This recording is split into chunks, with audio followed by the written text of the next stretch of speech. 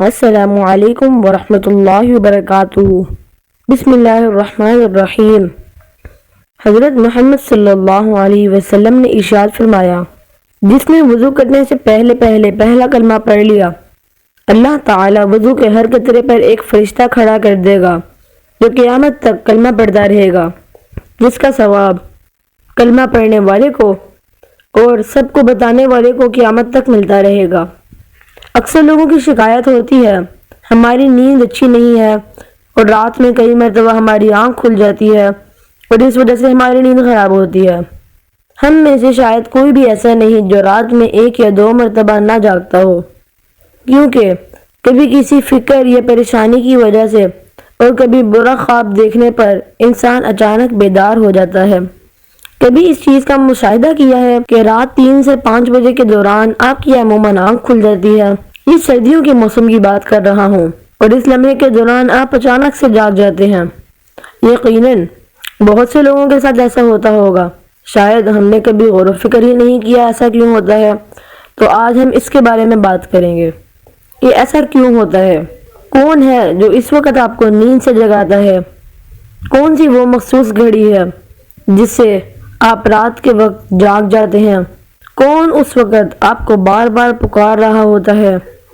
اس کی وجہ اتنی خوبصورت ہے کہ آپ بے اختیار سبحان اللہ کہہ اٹھیں گے۔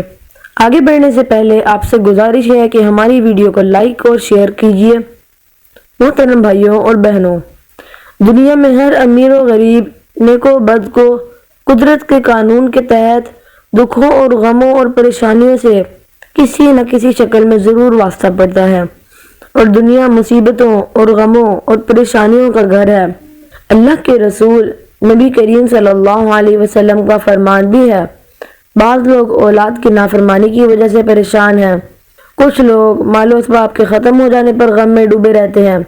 یعنی انسان کسی نہ کسی فقہ یا پریشانی کی وجہ سے نیند کی کمی کا شکار ہوتا ہے، اور ان ذہنی پریشانیوں کی وجہ سے رات کو بار بار آنکھ کھلتی رہتی ہے۔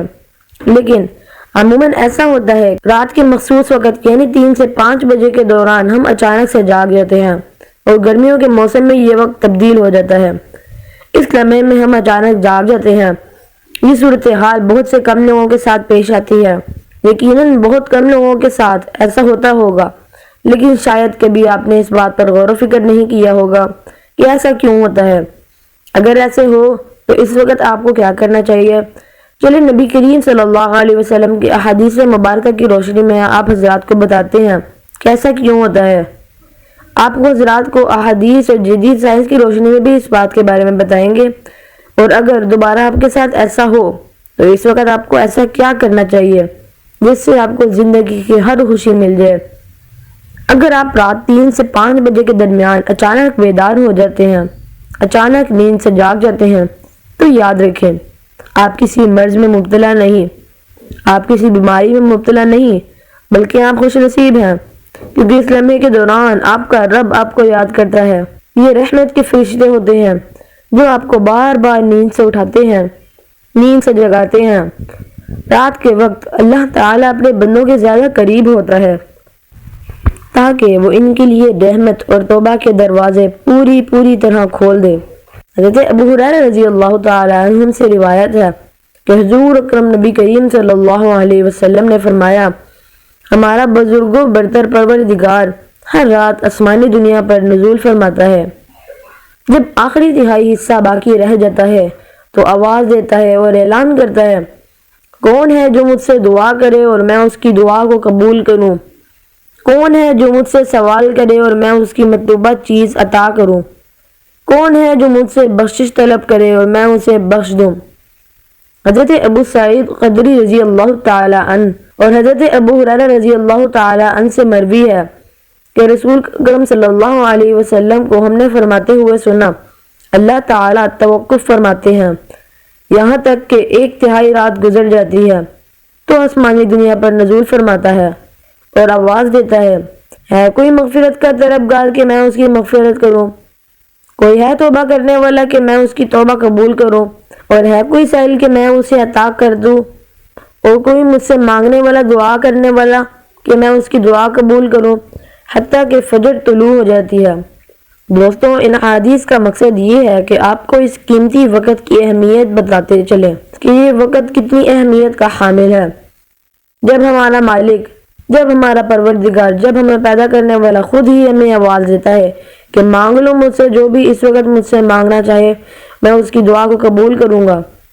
اگر آپ کی آنکھ سردیوں میں 3 سے 5 بجے کے درمیان کھل جاتی ہے تو فوراً اٹھ جائیں اور اپنے رب سے اپنے لیے مانگ لیں۔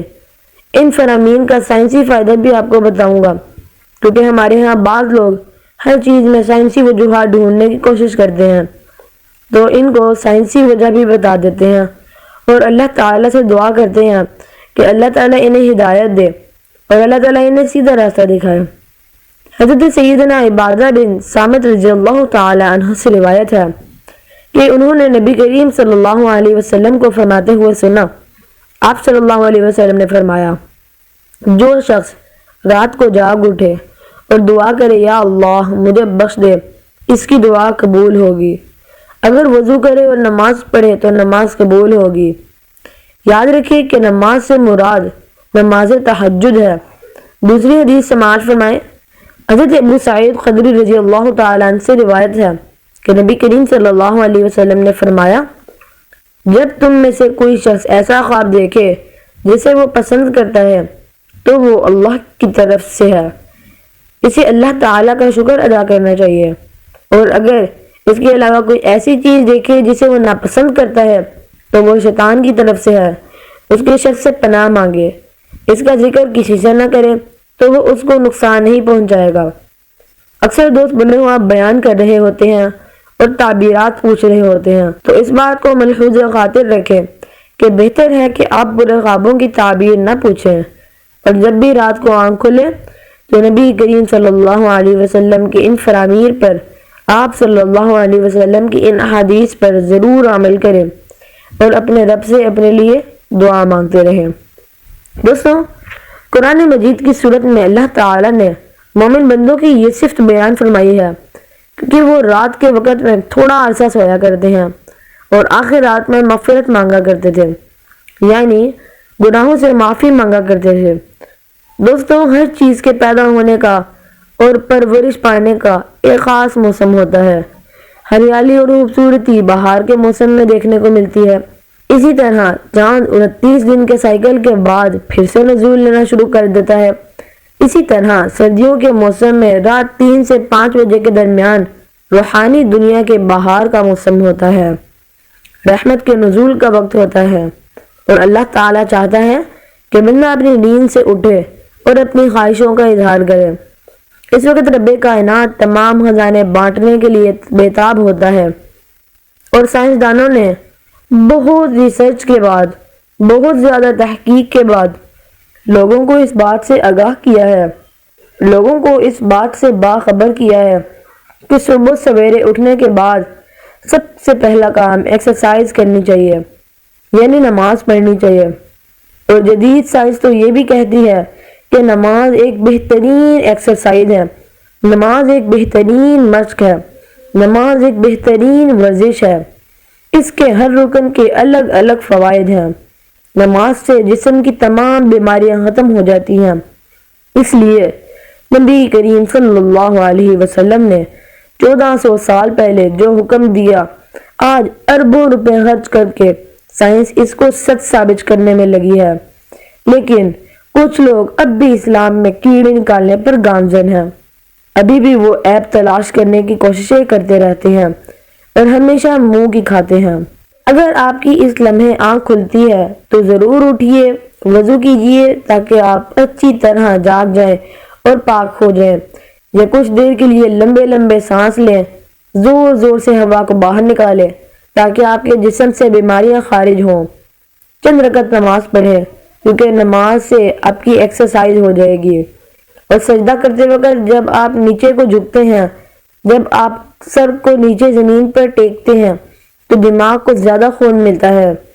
نماز میں سجدے کی حالت میں بندہ مومن کے لیے اللہ تعالیٰ کی بندگی کے حوالے سے بہترین حالت ہوتی ہے، اور یہی دعا کے لیے سب سے اچھا موقع ہوتا ہے، کیونکہ سجدے میں جو بھی دعا مانگی جاتی ہے وہ قبول ہوتی ہے۔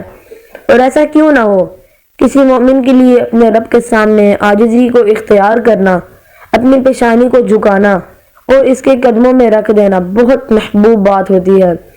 اس کے نتیجے میں اللہ تعالیٰ اپنے بندے کو بہترین چیزوں سے نوازتا ہے اور اپنے قرب کا شرف بخشتا ہے۔